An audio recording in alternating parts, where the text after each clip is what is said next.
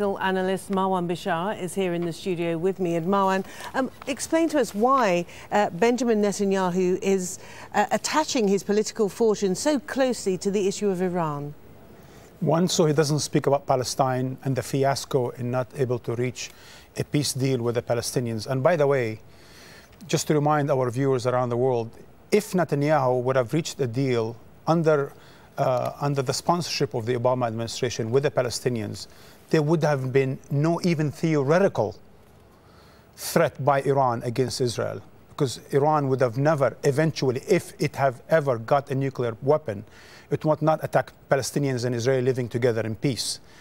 So certainly, Mr. Netanyahu is trying to avoid all kinds of questions that he doesn't want to speak about in favor of the question of Iran, because only when speaking about Iran, he can speak about speaking for the Jewish people. Only then he can, as he did today, invoke the question of the Holocaust and Nazi Germany and so on and so forth, the kind of rhetoric that instills fear in people's hearts and make him look presidential.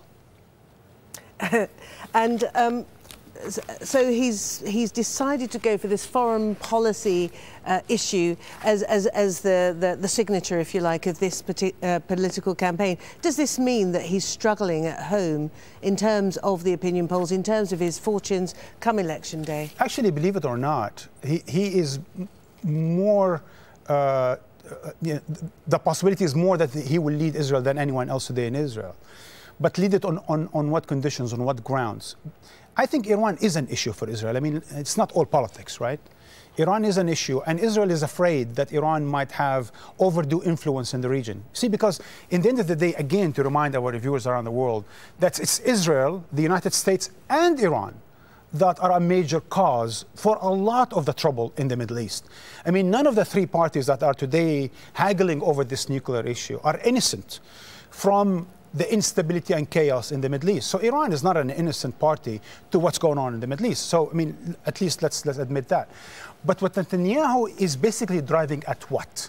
He's saying, basically, that no deal is a good deal with Iran. And in the end of the day, when I listened and when I thought about what he said today, there's only one conclusion you could come to, that war is the only option against Iran. And if you heard what Netanyahu said just a few years ago about Iraq, his advice was a war against Iraq. Now, those who listen to that advice, going to war against Iraq, must ignore Mr. Netanyahu's advice on Iran. Marwan Bishara, thank you very much indeed.